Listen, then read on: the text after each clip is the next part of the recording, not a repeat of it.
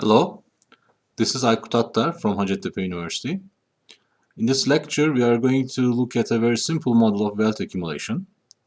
We're going to define time as a continuous variable, and we're going to focus on the consumption saving problem of a single dynasty or household. So let's start.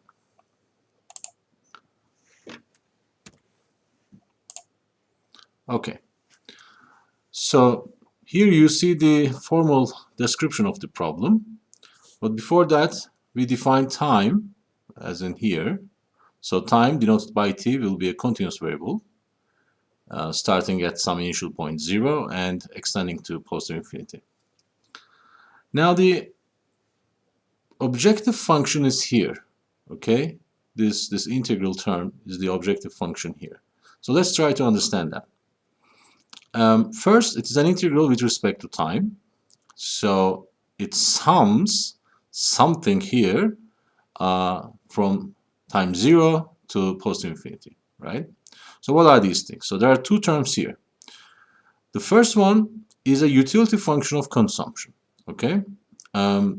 This is called instantaneous utility function. Why? Because in this continuous time universe, time passes by instants, right? At each instant, there is a consumption flow, which will be chosen by the decision maker here. And that gives a flow of utility to that decision maker, okay? But we also assume that this decision maker is impatient, okay? So he or she has preferences with respect to time as well, okay? And it is captured by this thing called the discounting term.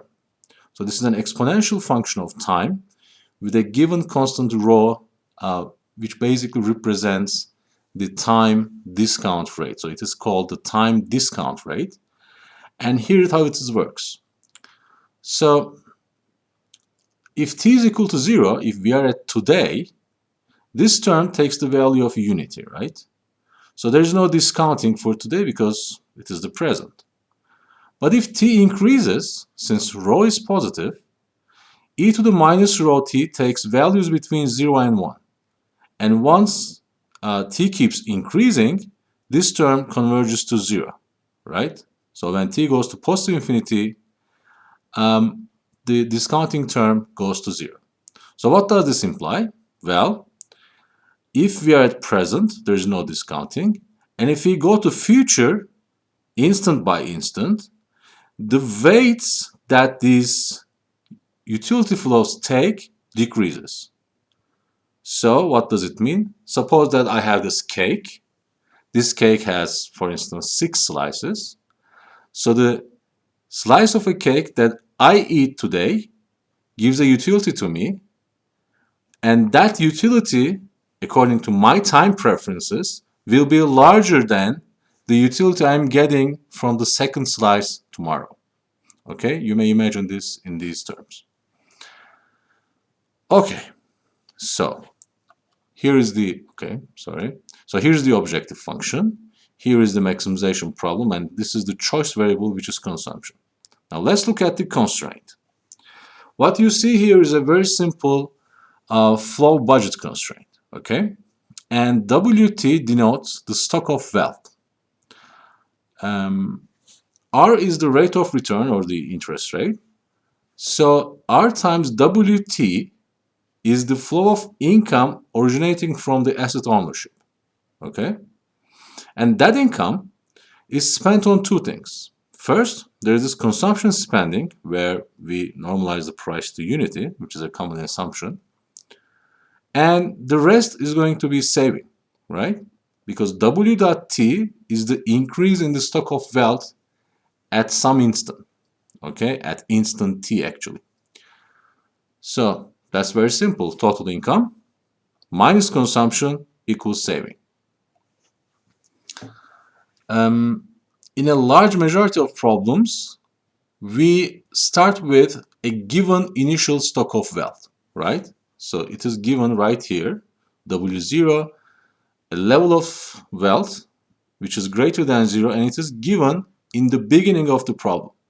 Okay, so the wealth owner knows what she or he owns, and at that instance, starting at t equals 0, be careful with time here, there is this flow of income, asset income originating from that ownership. Okay. Now, some assumptions concerning instantaneous utility function, which are typical. One is that it is increasing in consumption, and the other is that it is concave. All right. Of course, this is a typical optimal control problem from a mathematical point of view, right? So here, CT, the consumption level, is the control variable of the problem, and WT, the stock of wealth, is the state variable of the problem. Now, the question is, of course, how to solve it. The idea is that we are going to use a Hamiltonian function, what is called a Hamiltonian function, to solve this problem. Remember the static optimization problems. We use Lagrangian function to simplify the exposition of the problem and to associate constraints. And now we are doing something similar. Okay. So what you see here, a calligraphic H, it denotes the current value Hamiltonian. Now, what is the current value Hamiltonian? Now let's go back to the objective function to understand that. When I write U of Ct for some t in the future or present, it doesn't really make a difference. But suppose that in some future date t, there is this consumption flow of Ct, and it gives me the utility flow of U of Ct. Now, if I take into account the current value of that utility flow at that t, then I just basically write U of Ct, right? But the thing is that I solved this problem in the beginning of the time, in the initial point. So for this reason, I use a discounting term to take everything in the present value terms. Okay? So we can also say that if I multiply any given quantity by the discounting term, then I calculate its present value. So now look at the Hamiltonian. Each term in the Hamiltonian function is written in current value terms, starting with the objective function, the constraint, and this variable qt here, which I will explain in a moment. So when you look at the Hamiltonian function, you must realize the similarity of it with the Lagrange function, right? Remember, in the Lagrange function of a static optimization problem, we have the objective function, we have the constraint, and we have the Lagrange multiplier. Okay? And now remember the meaning of the Lagrange multiplier. If this was a simple static optimization problem with two goods, two consumer goods, for instance, and a consumer with fixed income, you would have U of C1, C2 here, and you would have income minus P1, C1 minus P2, C2 here, the total consumption expenditure, and you would have lambda here, right? And remember, if you take the derivative of the Lagrangian function with respect to income, the derivative is just equal to lambda. And lambda has that specific meaning. It is the shadow price of your income, right? So it basically measures what happens to your maximum utility, your value function, once you increase your income marginally, right, by 1 unit, let's say. So what happens here is something very similar, okay? So QT, which is called, within the context of this model, the shadow price of wealth, will be denoting that utility value of this resource, which is the stock of wealth, okay? Now, in mathematical terms, it is called the cost state variable. Why? Because in such problems, for each state variable, we would have an associating cost state variable, okay? Now, you must note that I am taking a very quick shortcut in terms of the mathematical details of optimal control theory, but you may refer to Akira Takayama's Analytical Methods in Economics. So it is a very nice text that explains the details of optimal control theory in a very efficient and effective way. Okay? Now, what we are interested here is to find time paths of variables of interest. So what are these variables? Well, we have consumption, so we want to understand how the consumption will change in time. And we will also have the wealth stock. It will also change in time, and I'm interested in the time path of it. And also, we will be interested in the time path of QT as well. That's the other variable that we will be interested in. Okay, so there will be a set of conditions that you are seeing here, and I will explain in a moment. So these first order necessary conditions are the conditions that an optimal path that would maximize the objective function should satisfy. Okay, so here, that's the idea. Then, of course, we have the second order sufficiency conditions, and it is basically about the concavity of the instantaneous utility function there and the concavity of the constraint. Usually they are satisfied, and we don't check, but you must be careful if you are developing your own model or if you are reading a paper with multiple solutions, etc., or if you are describing that there is no solution for a particular problem, you must be, of course, careful with that. And again, you should check Takayama's text for the associated theorems. Okay. Here, I will take a shortcut and write the first order necessary conditions and then go directly to the characterization of the optimal path. All right.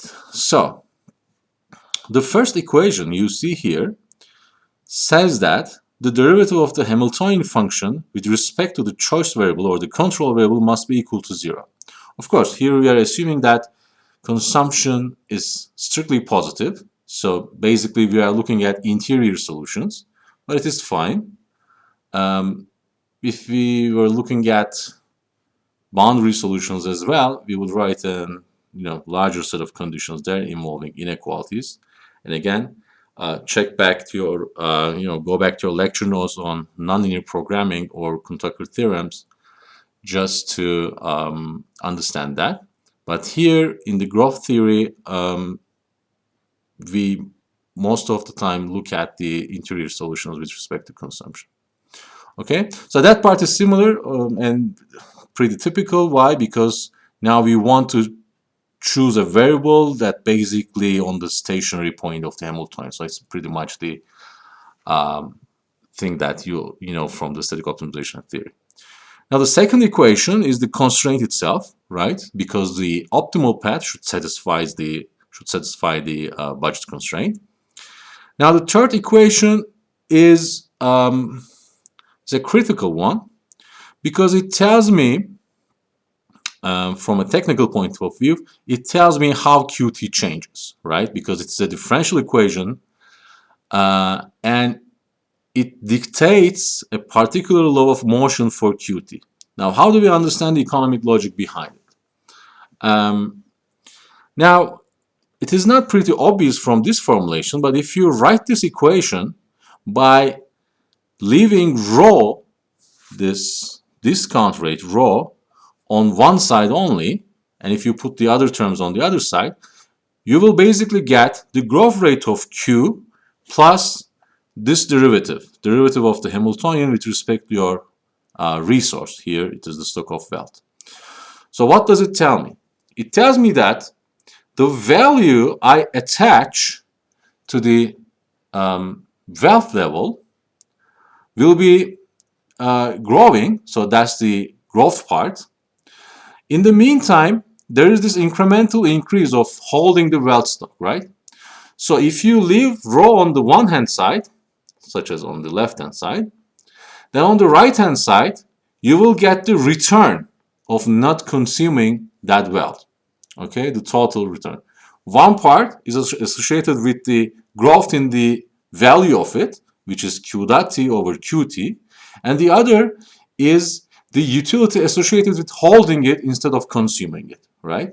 Now, this must match, this totality of returns must match the cost of not doing it. And the cost, of course, is related with the impatience, right? With the discount rate.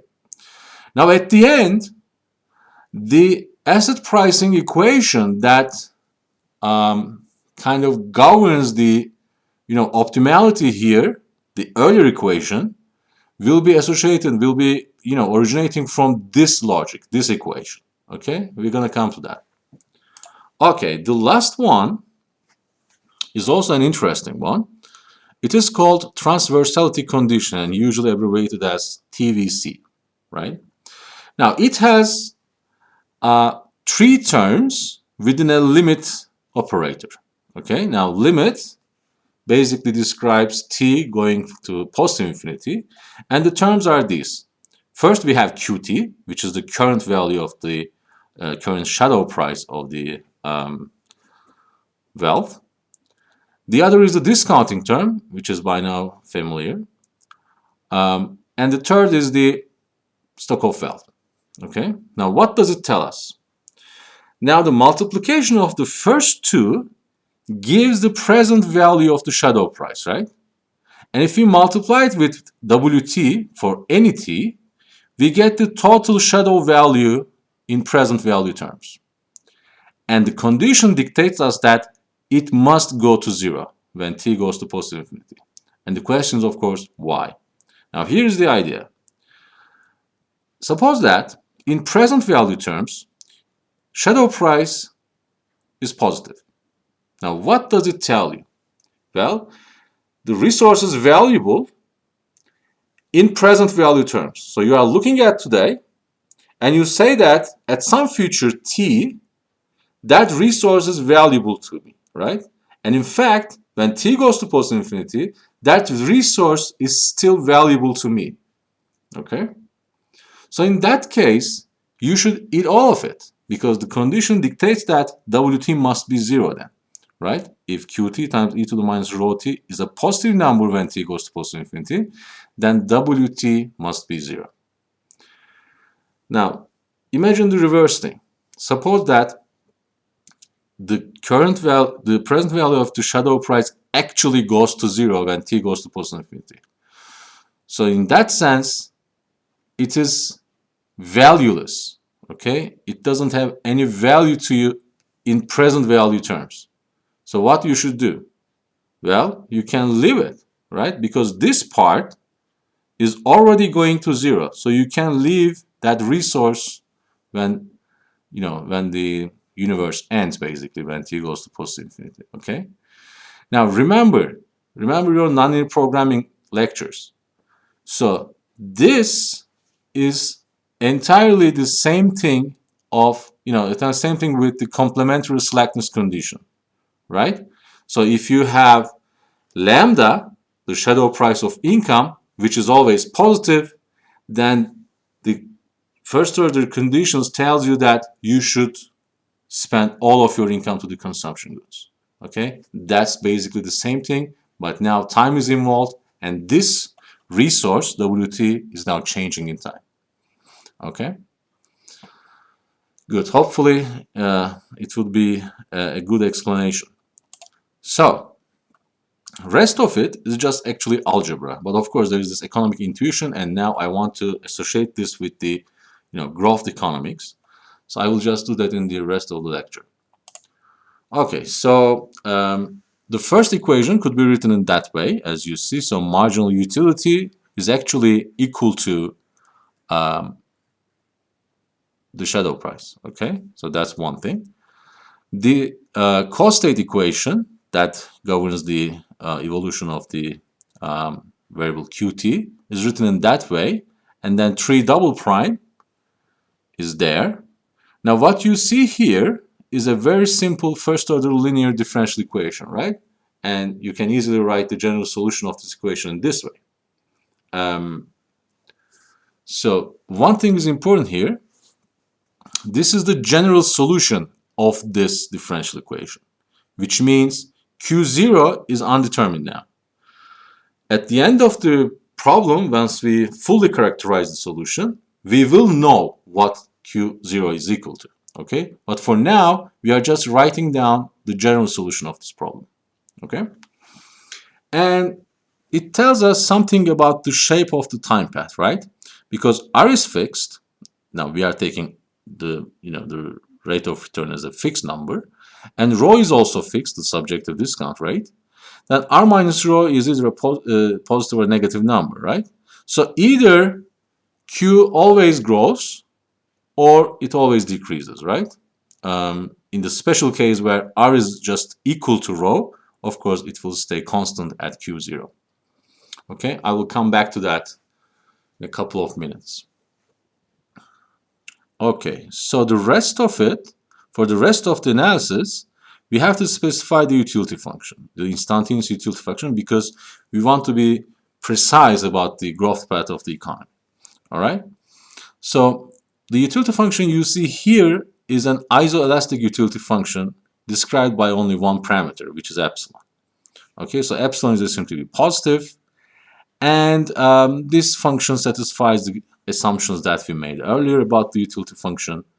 And if that's true, 1 prime, equation 1 prime, could be written in this way, right? So this is basically the marginal utility, C2 to the minus epsilon. All right, but if that's true, realize that this taking the time derivatives of both sides allows us to write this first. So the growth rate of consumption is actually related with the growth rate of the shadow price. And then if you replace the shadow price from 3 double prime, we arrive at this earlier equation. Okay?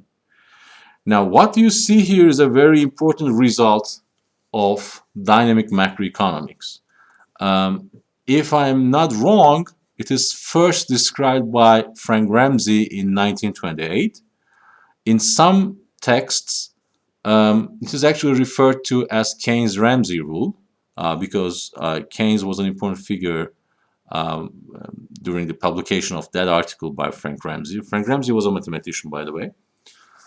Now the questions, of course, what's the logic behind this, right?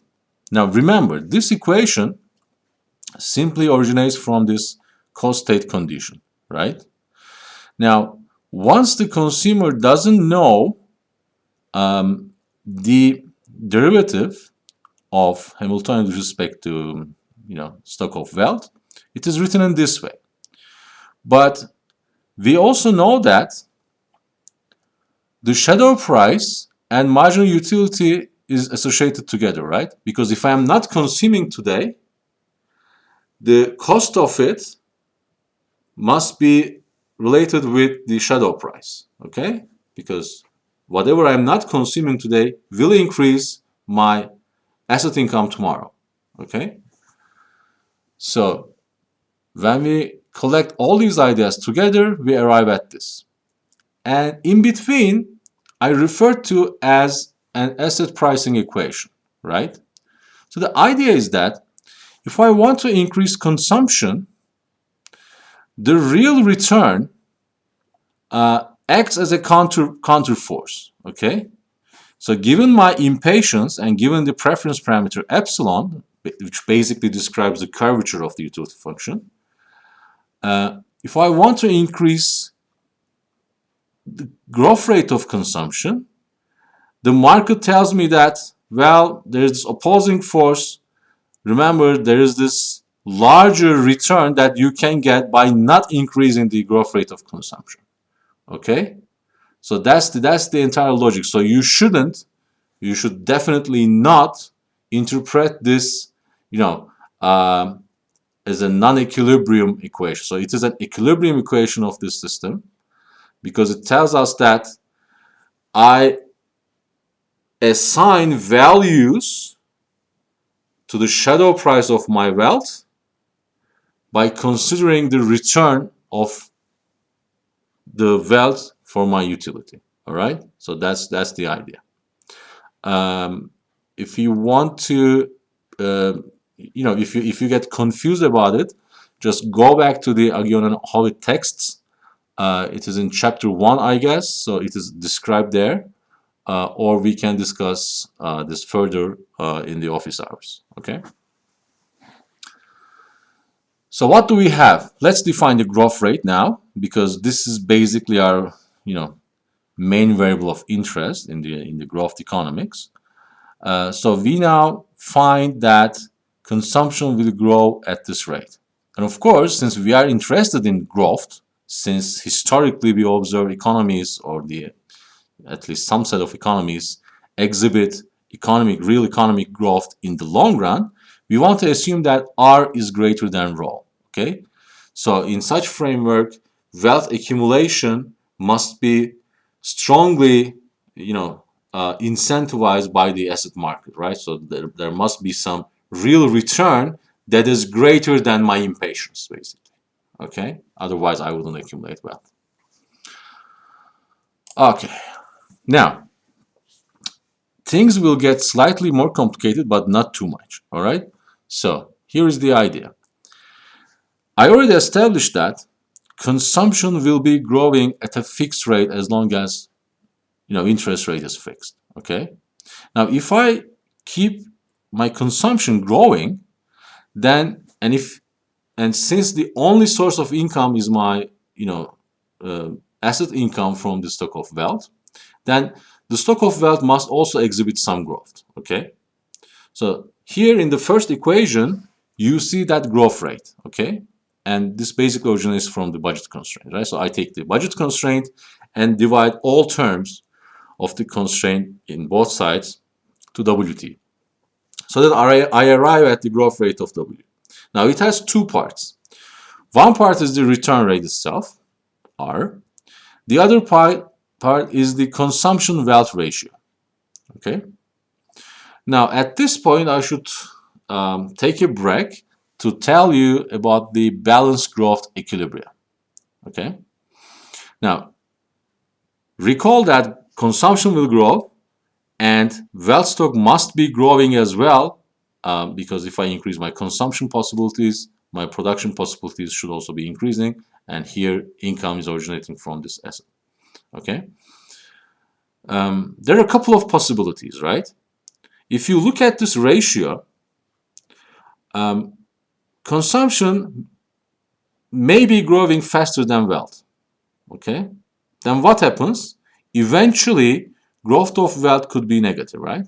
Because if CT is growing at a higher rate than WT, this basically goes to positive infinity, and then this basically goes to negative infinity, right? So it cannot be the case. You will understand that later on. Now imagine that WT is growing faster than the consumption. Then this goes to zero, so that the wealth stock is growing at the rate R. Now this also creates an imbalance, right? Because the consumption growth rate is different than R. It is R minus rho divided by epsilon. Okay? So here, for these reasons, and these reasons are associated with two things that we want to avoid. One is going to a point that is not feasible, and the other thing is going to a point that violates the transversality condition. So to avoid these things, in the context of this model, we must have balanced growth between consumption and wealth. In other words, we must have an optimal path where consumption and wealth grow at the exact same rate. Okay. Now we already found the growth rate of consumption. So the only thing is that we must find the consumption wealth ratio that would imply that wealth stock also grows at this rate. Okay. Now that ratio will be gamma, the consumption wealth ratio, and gamma at this line now is undetermined. But if you impose the balanced growth constraint, which is R minus gamma equals R minus rho divided by epsilon, then you find gamma in this way. Okay? And of course, gamma is positive because CT is positive and WT is positive. Okay? But I will talk about it more in a couple of minutes. Okay, so that's the idea of balanced growth. Okay? And be careful, consumption will satisfy this growth process since the beginning of time, right? For this reason, wealth, the consumption wealth ratio will be equal to gamma from the very beginning as well. Okay, because be careful, the decision maker chooses consumption for all t, not just the growth. So at the initial point, the level of consumption C0 must be also chosen. All right. So that choice will be depending on that constraint, that result. All right. Okay.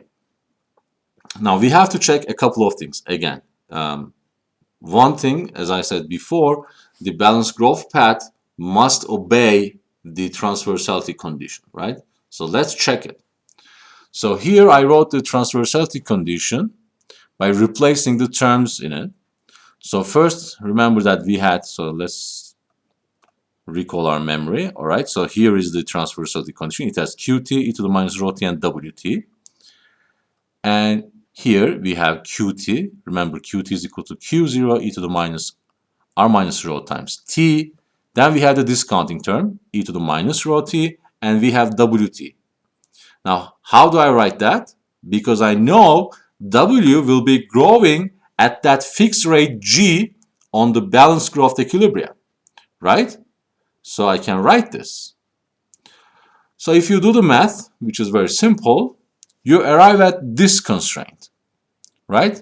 So this basically tells you that R must be larger than G so that this term goes to 0 to satisfy the transversality condition.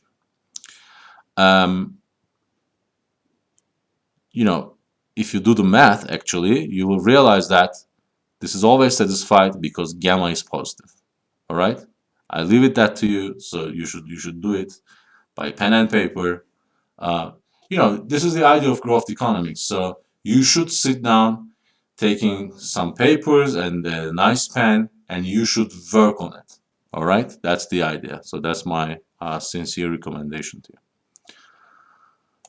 Okay, now there is this other thing as well, a mathematical technicality, but it is important. So let me explain. Now go back to beginning, and this is your objective function, right? Now, from a purely mathematical point of view, if you have an objective function that you want to maximize, and if you really arrive at a solution, now the value of this objective function at that optimum must be less than positive infinity. Why? Well, because if something is going to positive infinity, I cannot be sure that I'm maximizing it, right? So I don't know how to stop or where to stop. So that's an important thing. It looks like a technicality, and some people, some texts actually ignore it, but it is an important thing. So in technical terms then, this must be less than positive infinity. In other words, it must converge to a positive number. All right? So how do we ensure that? Of course, we write it explicitly, right? Hence, we go to the last slide of this lecture, and we write it explicitly. So we first put the utility function in it, then we separate these two terms in this way and this way. Then we put consumption in it, right? Because consumption is C naught or C0 times e to the gt to the power of 1 minus epsilon times the discounting term, it is already there. And then if you put the constants out and write this, you arrive at this condition. Okay, so this is an exponential function. So if this growth rate is positive, it will always keep increasing until infinity. So it will not converge, right? So it will not be maximizing.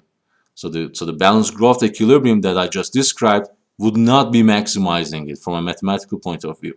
All right. So instead, if this growth rate is negative, if this bunch of parameters here, so 1 minus epsilon times g minus rho, if this is negative though, then it is fine because this would converge. This part is already negative, so it will converge and we will be fine. So this condition, if you replace g from the earlier results, could be written in this way. And here is the idea. For both this and this, the sufficient condition is that epsilon is greater than 1. Okay? Now, I'm not saying that this is a necessary condition, right? This is sufficient condition. So if epsilon is greater than 1, 1 minus epsilon is a negative number, okay? So this whole thing on the right-hand side of the inequality is negative, so its rho is greater than that, okay? But that also implies that, R is always greater than G, okay?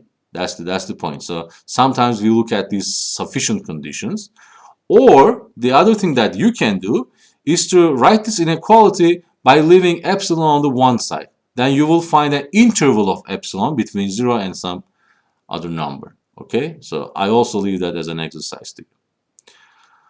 So remember one thing, we haven't talked about Q0, right? Because Q0 was an undetermined, thing there at that level, because here we don't have any idea about that at that stage of the solution. But now we have a couple of things. First, we know that on the balanced growth path, Ct must be equal to gamma times Wt, right? And this must be true for all t again. So it must be true for t equals 0 as well. So I know what consumption at t equals 0 is equal to, right? It is gamma times W0, and gamma is given in this way. Okay? But then if I know C0, go back to your first order condition, 1 double prime, and then you find Q0, right? So what's the economic logic or mathematical logic behind it? So this is known as the saddle path type of equilibrium, all right? And in the saddle path type of equilibrium, you must find your consumption level and its associated shadow price in such models at a particular level, all right, which would be on the saddle path. That saddle path eventually converges to the balanced growth equilibrium and you will be fine.